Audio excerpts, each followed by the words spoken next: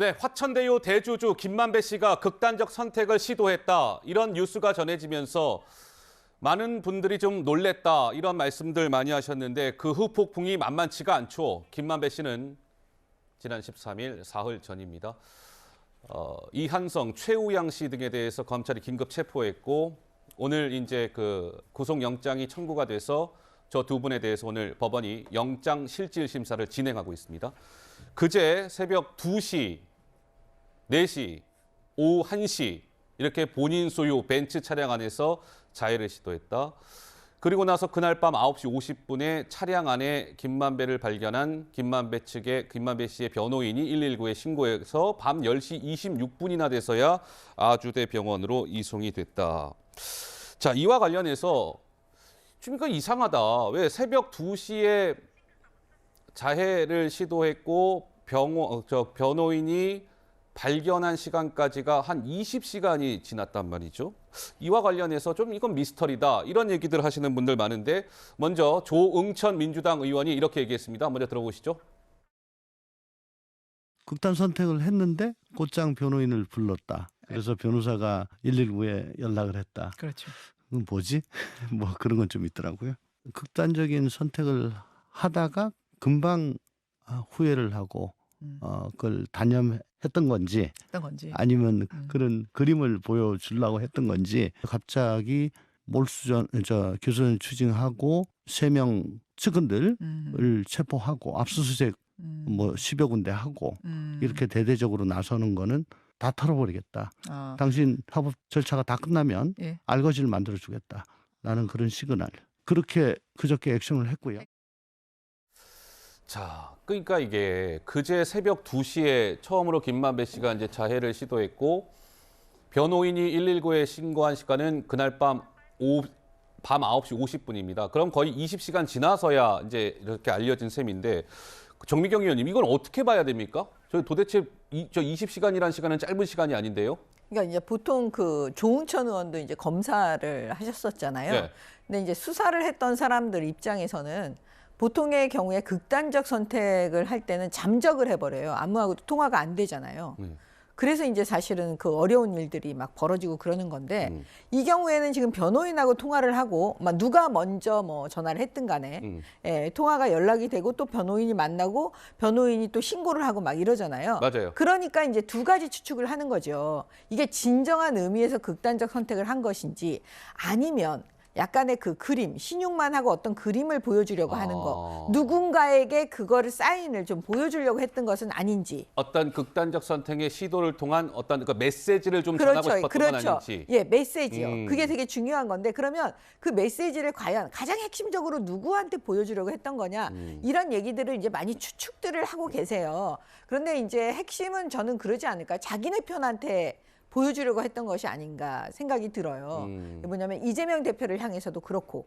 왜냐하면 이재명 대표를 마지막 골문을 넣을 때 그 핵심적인 사람이 3사람이라고 보는데 정진상, 김용, 그다음에 김만배. 근데 이 두 사람, 정진상과 김용에 대해서는 많은 국민들도 추측하세요. 절대로 입을 열지 않을 거라고. 그러면 결과적으로는 김만배 씨가 가장 약한 고리라고 생각하지 않겠습니까? 네. 그러니까 모든 사람들이 아마 김만배 씨 쪽에 검찰도 그렇지만 이재명 대표 쪽 사람들도 김만배 씨를 어떻게든지 묶어놔야 된다고 생각하지 않겠어요? 예. 그러면 결국 김만배 씨가 그걸 이재명 대표 쪽 사람들, 자기하고 여태까지 친하게 지냈던 조폭들 예. 이런 사람들한테 그 사인을 보내는 것이 아닌가. 나 이렇게 힘들다. 나는 이렇게까지 힘들게 지금 지키고 있는데 결과적으로 내가 입을 열 수밖에 없는, 진술을 할 수밖에 없는 상황이 오지 않겠는가 이런 식의 메시지를 전달한 것 같습니다.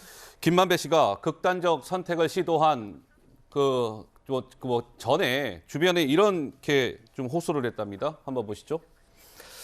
자, 이 자꾸 뭘 만들어내라고 검찰이 압박을 한다. 뭔가를 진술해야 할 것 같다. 좀 그게 두렵다. 허위 진술을 하든 내가 사라지든 해야 되겠다. 뭐 이런 얘기를 했다고 하는데요. 자, 국민의힘과 민주당은 김만배 씨의 이 극단적 선택을 약간 정반대로 좀 해석을 하고 있는 듯합니다. 먼저 오늘 양쪽의 목소리가 준비되어 있습니다. 들어보시죠. 대장동은 이재명 대표가 직접 설계하고 실행한 단군 일에 최대 치적이라고 자화자찬했던 사업입니다. 그 사업의 키맨이 수사를 받다 극단적 선택까지 했습니다. 왜 이런 일이 일어났는지, 무엇이 잘못됐는지 최종 책임자였던 당시 시장으로서 입장을 밝혀주시기 바랍니다. 김만배는 며칠 사이 주변인들에게 자꾸 뭘 만들어내라고 검찰이 압박하는데 허위 진술을 하든지 내가 사라지든지 해야겠다. 뭔가를 진술해야 할 것 같다. 그게 두렵다. 등을 토로했다고 합니다.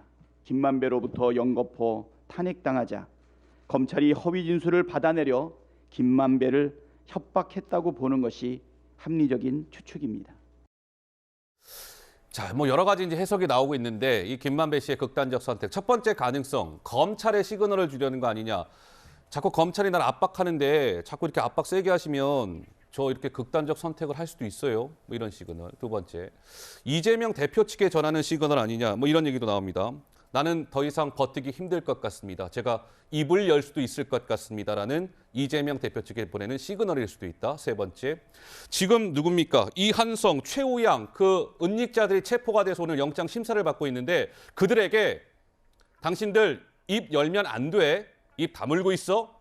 뭐 이런 시그널일 수도 있다. 여러 가지 지금 경우의 수가 있습니다. 우리 김유정 의원께서는 개인적으로 어떻게 보시는지요?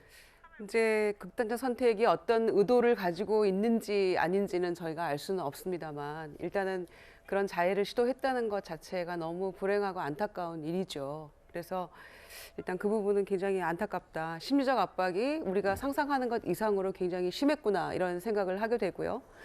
특히나 이제 말씀하신 대로 그 전날에 이한성, 최우양 씨 등이 체포가 되고 누나 집 뭐 가족들 압수수색까지 압수수색. 했잖아요. 예. 그런데다가 하나 더 보태면 굉장히 이례적인 일이 있었잖아요.